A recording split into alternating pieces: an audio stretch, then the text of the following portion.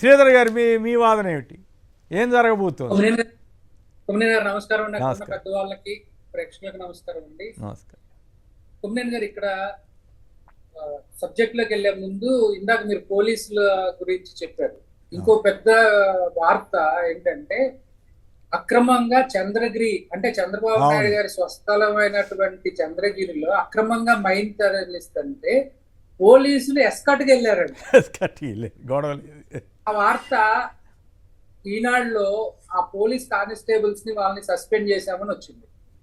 ఇకపోతే చంద్రబాబు నాయుడు గారు పదే పదే ఏం చెప్తున్నారంటే అండి 1995 నాటి నా పాలన తీసుకొస్తానని చెప్తున్నారు.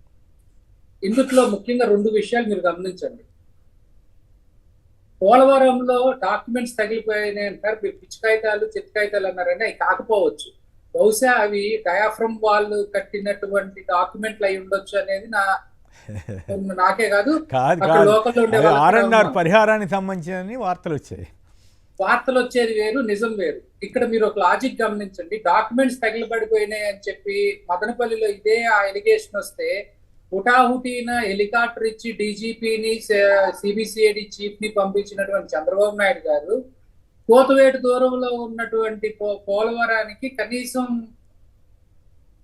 ఎస్పీ స్థాయి లేకపోతే ఐజీ స్థాయి వాళ్ళని ఎందుకు పంపించలేదు అనేది ఇక్కడ ప్రజలకు వస్తున్న ఒక పెద్ద అనుమానం. ఇక్కడ మీరు ప్రతి సంఘటనని చూడండి, వాళ్ళని సస్పెండ్ చేసాం వీళ్ళని సస్పెండ్ చేసాం అంటారు. నిజంగా డాక్యుమెంట్స్ వాళ్ళు అన్నట్టు పోలవరం R&R ప్యాకేజ్ డాక్యుమెంట్లు సబ్మిట్ తగలబెడితే ఎవరిని సస్పెండ్ చేయాలండి? డెప్యూటీ కలెక్టర్ ఎవరైతే ల్యాండ్ యాక్విజిషన్ ఉంటారో వాళ్ళ ఆధీనంలో కదా ఆ డాక్యుమెంట్స్ ఉండేది. వాళ్ళకి తెలియకుండా బయటికి ఎలా వెళ్ళి తగలబడతాయి? సో ముందు వాళ్ళని కదా సస్పెండ్ చేయాల్సింది. సో 1995లో చంద్రబాబు నాయుడు గారి పాలన ఏదైతే ఉందో, ఏది తనిఖీలు చేస్తాను ఆకస్మిక తనిఖీలు అని చెప్పి ఆయన ఎప్పుడు ఏం చేసేవాళ్ళు? మున్సిపాలిటీ వర్కర్స్ మీద లేకపోతే టీచర్స్ మీద తనిఖీలు చేసేవాళ్ళు. ఈ పెద్ద పెద్ద ఆఫీసర్లు కానివ్వండి లేకపోతే డబ్బులు ఏది కమిషన్లు వచ్చే ఇరిగేషన్ లాంటి వాటి మీద ఎందుకు ఆకస్మిక తనిఖీలు చేయలేదప్పుడు? అంటే కేవలం ఏంటంటే ఆయన దోచుకునే విధానం బయటకు తెలియకుండా చిరుద్యోగుల మీద నోరేసుకొని పడటము, ఆయన అధికారాన్ని చలాయించడం కోసమే. ఇకపోతే అసలు సబ్జెక్ట్ అయినటువంటి మార్గదర్శిలో వస్తే అలుపెరగకుండా పోరాటం చేస్తున్నటువంటి ఉండవల్లి అరుణ్ కుమార్ గారి దీని మేరకే అసలు ఈ కేసు అనేది బయటకు వచ్చిందండి. ఎప్పుడో 2014లో అసలు వాళ్ళు ఎంత పకడ్బందీగా స్టేట్ డివైడ్ అయిపోయే టైంలో ఆ కేసుని క్లోజ్ అయిపోయిందో దాన్ని బయట తీసుకొచ్చినటువంటి వాళ్ళందరూ కూడా ఇందులో ఖచ్చితంగా మళ్ళీ పోరాడటానికి రెడీగా ఉంటారు. మార్గదర్శి అనేది ఫస్ట్ నుంచి కూడా అంటే రామోజీరావు గారి ఏ బిజినెస్ ఎంపైర్ చూసుకున్నా కానీ మీరు గమనిస్తే ఆయన స్థలాలు కానివ్వండి ప్రతి ఒక్కటి కూడా ఒక వివాదంతో కూడుకున్నదే. విజయవాడ ఈనాడు ఆఫీస్ కానివ్వండి, వైజాగ్ కానివ్వండి, హైదరాబాద్ కానివ్వండి, ఏదో ఒక వివాదం. ఎక్కడా కూడా రామోజీ ఫిలిం సిటీ కానివ్వండి ప్రతి ఒక్కటి వివాదాలతో కూడుకున్నటువంటి ఒక అవినీతి సామ్రాజ్యం, అక్రమ సామ్రాజ్యం. దానికి అండదండలుగా ఉండింది చంద్రబాబు నాయుడు గారు.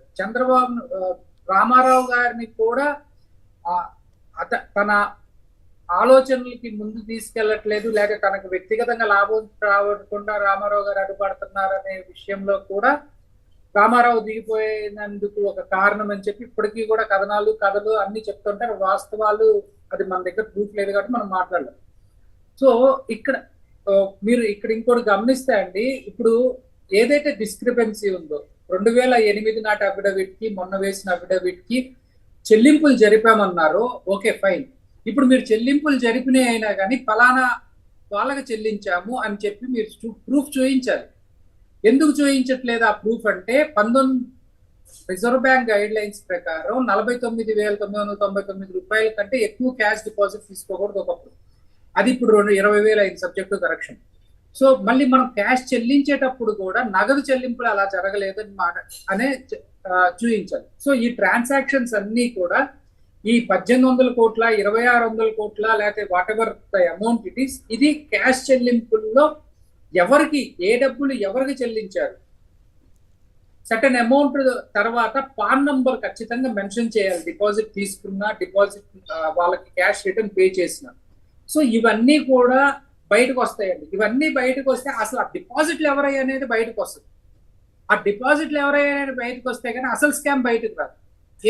ఏ తెలుగు లాంటి నకిలీ స్టాంపు కంపుకాణాలు డబ్బులు వచ్చినాయా, ఏలేరు కాలువలో డబ్బులు వచ్చినాయా, లేకపోతే ఇంకొక డబ్బులు వచ్చినాయా 2006 ముందు అనే దాని మీద ఈ గుడుకుటాని అంతా కూడా ఆధారపడింది. సో దీంట్లో పాత్రదారులు ఉన్నటువంటి వ్యక్తులు ఎవరైతే ఉన్నారో వాళ్ళందరూ కూడా దీనికి రక్షణ కవచం లాగా నిలబడిపోయి ఆ కేసుని మాఫీ చేయడానికి శతవిధాల ప్రయత్నాలు చేస్తారు, చేయబోతారు కూడా. సో ఇక్కడ మనం గమనించాల్సింది ఏంటంటే అండి, 100 గొడ్లు తిన్న రాబందు అయినా కానీ ఒక గాలివానకు బలైపోయినట్టు ఖచ్చితంగా ఈ అక్రమాలకి ఏదో ఒక రోజున ఏదో ఒక రూపంలో ఖచ్చితంగా దోషిగా నిలబడక తప్పదు. అప్పటి వరకు కూడా పోరాటం జరుగుతూనే ఉంటది. ఇప్పుడు చంద్రబాబు నాయుడు గారు తన సొంత కేసులను ఏ విధంగా అయితే నీరుగార్చాలి అని చూస్తున్నారో, మార్గదర్శి విషయంలో కూడా ఆ విధంగానే చేస్తారు అనే దాంట్లో ఎలాంటి సందేహం లేదు. ఎందుకంటే వాళ్ళకున్న అటాచ్మెంట్, వాళ్ళకున్న సంబంధాలు అలాంటివి అనేది ఆంధ్రప్రదేశ్ ప్రజలకు తెలుసు.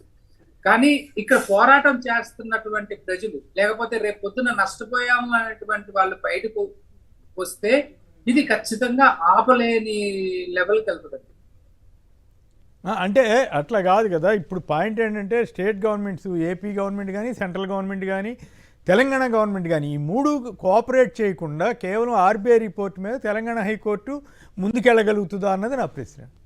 సార్ ఇక్కడ మీరు ఇందుట్లో ఈ కేసులు చాలా కాంప్లికేషన్స్ వస్తాయండి. ఎలా అంటే రేపు పొద్దున ఇంకొకటి ఎవరో వేరే చోట ఇదే లాంటి స్కామ్ చేసి తప్పించుకున్నాడు అనుకోండి, రేపు పొద్దున ఆర్బీఐ ఇచ్చిన కౌంటరో లేకపోతే అఫిడవిటో లేకపోతే ఈ హైకోర్టు సుప్రీంకోర్టు ఇచ్చిన జడ్జిమెంట్ ను తీసుకెళ్లి నాకు చెల్లించదు అంటే భారతదేశంలో ఉన్నటువంటి నేర సామ్రాజ్యాన్ని విస్తరించడానికి దోహదపడినట్టు అవుదా ఈ సంస్థలు?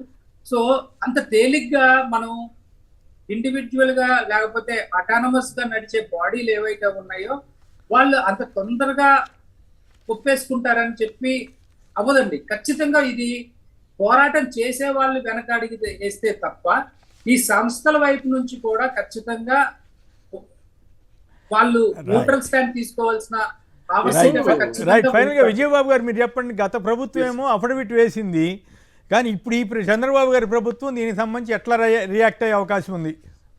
ఒకటండి, ఇప్పుడు మన శ్రీధర్ రెడ్డి గారు చెప్పినట్టు ఏంటంటే ప్రభుత్వాలు ఏవైనప్పటికీ కూడా ఒకసారి కేసు న్యాయస్థానానికి వెళ్ళిన తర్వాత చట్ట ప్రాతిపదికగా ఒక ప్రాసెస్ అనేది స్టార్ట్ అయినప్పుడు, ఇప్పుడు ఇందాక మనం మాట్లాడుతూ ఉంటే సాక్షిలోనే కింద స్క్రోలింగ్ వస్తూ ఉంది. ఏమని?